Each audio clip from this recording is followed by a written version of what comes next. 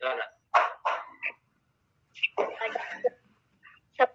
Menyebutkan jika kebudayaan itu kan antara satu dengan yang lainnya itu berbeda karena pemikiran setiap atau manusia pun juga berbeda. Nah, ada gak sih Pak, menurut Bapak yang Bapak ketahui gitu, kebudayaan yang di suatu daerah atau tempat itu bertentangan dengan norma sosial di daerah lainnya gitu Pak? Contohnya? Nggak sesuai dengan yang lainnya gitu. Terima kasih. Iya, Contohnya gimana? Contohnya gimana, Nisa? Ada perbedaan ya norma sosial. Iya. Okay. Ada perbedaan. Boleh. Oke. Halo, Nisa. Halo. Iya, Pak. Oke, baik. Nah, itu tadi ya saya katakan bahwa budaya tiap daerah satu dengan daerah yang lain akan berbeda. Pasti ada perbedaan. Ya, baik berbeda dalam kajian sosialnya, berbeda dalam ekonominya, beda dengan politiknya, berbeda dalam bahasanya. Itu perbedaan. Walaupun ada yang sama. Ya, kita nggak jauh-jauh, misalkan Cianjur dengan Sukabumi, itu walaupun sama-sama bahasa yang sama, itu pasti ada perbedaan. Ya, perbedaan. Nah, lalu bagaimana Pak kalau kita terjadi pertentangan dengan norma-norma sosial, misalnya ya? Dengan norma-norma sosial, ya misalkan begini, ya, bahwa ini saya katakan tadi di Cirebon, ya, di bagian utara, itu ada terdapat masyarakat yang Islam, tapi dia gemar minum minuman keras. Itu singkatnya begitu. Di bagian utara Cirebon, banyak pesantren, banyak orang-orang Islam, hampir 95% orang yang beragama Islam. Pengajian juga aktif. Ini, Bapak ini informasi dari pemerintah daerah ya, dari kabupaten nih. Ini mereka ini layak diteliti nih. Tapi mereka tuh kadang gemar dengan minuman keras. Jadi kalau usai ngaji, kadang-kadang dia berkumpul dalam sebuah tempat masyarakat. Wah, misalkan dia, wah ada minum-minum. Ini mereka bertentangan dengan norma sosial ya. Pertentangan tuh. Wah, dia minum mabok. Senang tuh mabok, senang. Tapi, waduh. Ketika ada kiai yang diganggu ya oleh masyarakat yang lain, dia tuh marah besar. Itu kan ya, dia marah besar. Ada kiai misalnya ada ustadz yang diganggu ataupun ada yang membacok ataupun ada yang menampar, itu pasti dia berontak masyarakat di sana itu, menjaga, membela kepada masyarakat setempat. Itu saudara. Tapi mereka itu kadang-kadang minuman keras, mabok-mabokan, ya, percekcokan, pertengkaran, itu hal-hal yang biasa. Ya, berarti yang dikatakan oleh saya tadi, budaya yang tumbuh dan hidup di masyarakat itu ada budaya-budaya yang memang bertentangan dengan nilai-nilai norma sosial. Lalu bagaimana itu? Itulah yang saya katakan tadi. Salah satu tugas dari pemerintah daerah. Makanya ini Bupati Cirebon itu kan teman Bapak ya. Dia tuh kedodoran untuk memberikan apa ya istilahnya pengarahan, pembinaan kepada masyarakat tersebut. Tapi tetap berusaha melalui pendekatan ulama dan kiai. Nah, gitu kan ya. Bagaimana supaya masyarakat itu bisa berubah ke arah yang lebih positif. Itu namanya saya, yang positif. Nah, sehingga sekarang ini rasanya penting ya untuk Bapak itu untuk diteliti nih oleh orang Cirebon nih, kalau bisa nih masa Cirebon. Coba diteliti ya. Ini menarik nih untuk Bapak-bapak, menarik ini ya. Ini ada perubahan budaya, ada satu budaya, pelanggaran budaya. Ya, budaya yang asli tapi ada pelanggaran budaya. Ada konflik. Ada pelanggaran budaya, ada nilai norma yang dilanggar. Nah, ini kan sangat kompleks sekali ini. Ada apa sih sebetulnya masyarakat sana itu, gitu kan? Dia sampai senang mabuk-mabukan. Apakah itu merupakan warisan budaya nenek moyangnya? Harus banyak minum umpamanya supaya kuat fisiknya misalkan ya.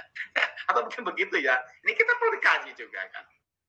Nah, inilah budaya sekalian saya.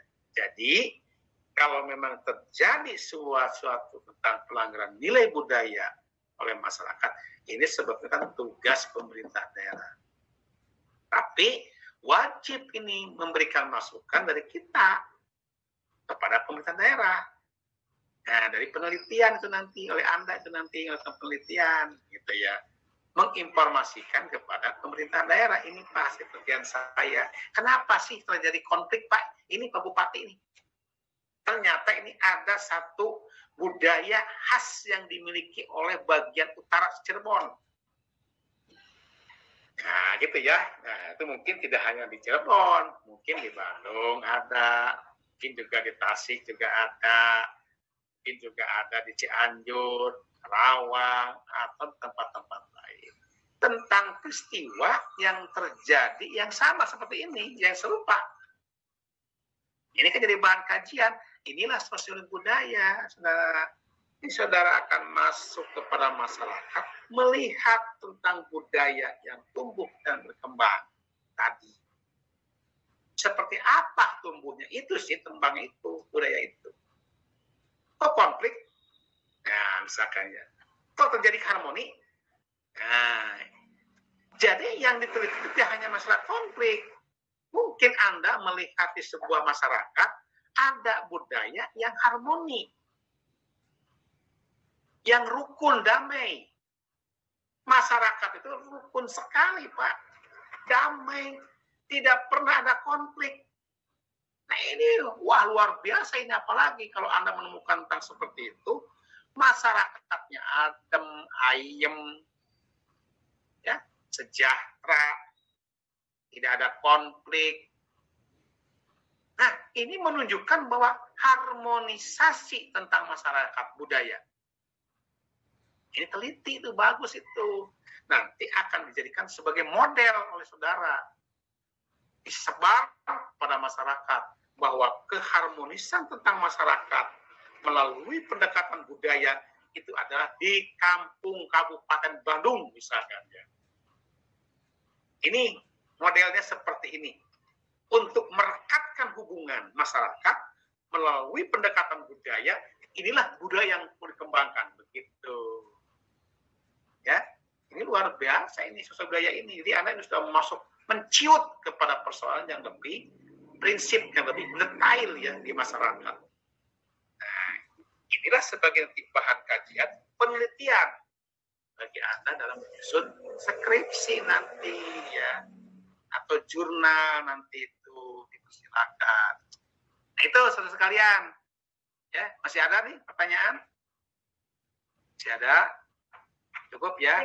Dua. Hah? Cukup. Paham, Nisa? Paham ya? Nah, silakan. Nah, itulah tentang sosiologi budaya. Nanti ke bawahnya, nanti materi itu silakan dibaca. Bapak sudah mengirimkan tentang PowerPoint dengan bahan bacaannya. Nanti ketika yang akan datang, sebelum masuk materi baru, Anda boleh bertanya lagi materi yang Bapak sampaikan yang belum dipahami nanti. Nah, kan ini sekarang ini harus kritis ya. Bapak menginginkan nih Anda kritis. Gitu kan ya. Supaya diskusi nanti enak. Kayak ini enak kayak begini diskusi.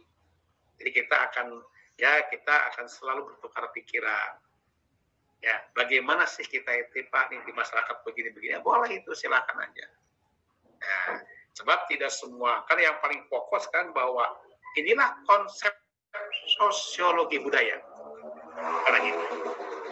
Ini tinggal ke bawahnya, silakan dibaca.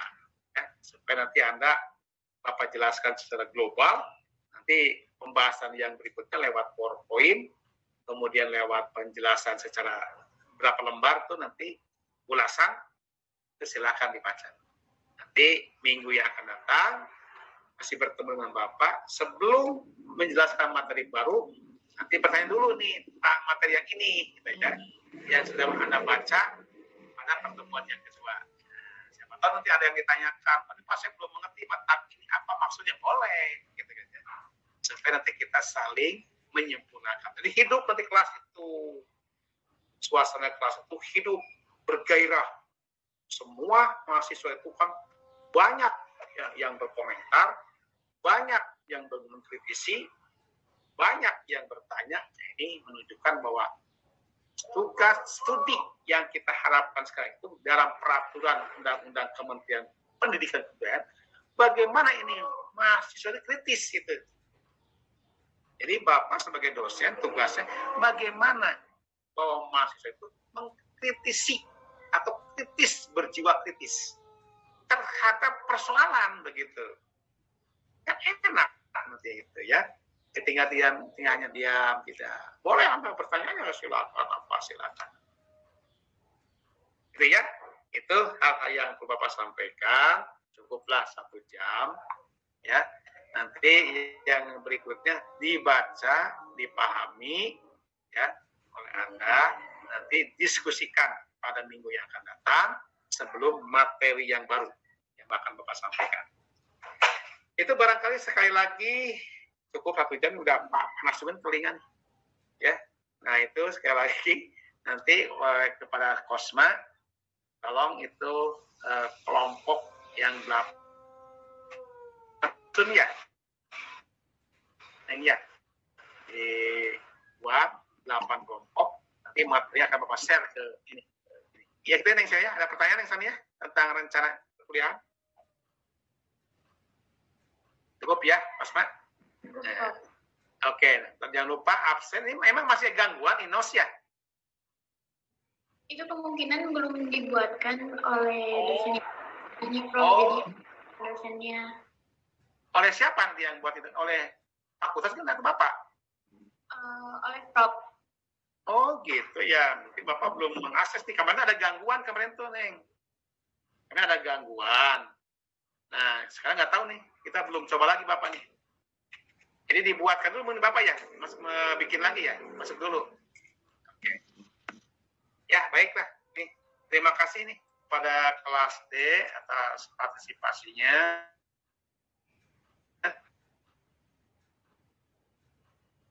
Insya Allah mudah-mudahan masih sama ya, karena kita masih belum tersusun tentang diskusi.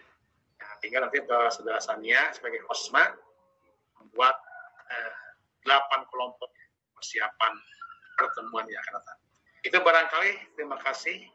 Bila taufiq wa hidayah. Assalamualaikum warahmatullahi wabarakatuh. Waalaikumsalam warahmatullahi wabarakatuh. Terima kasih Pak. Assalamualaikum.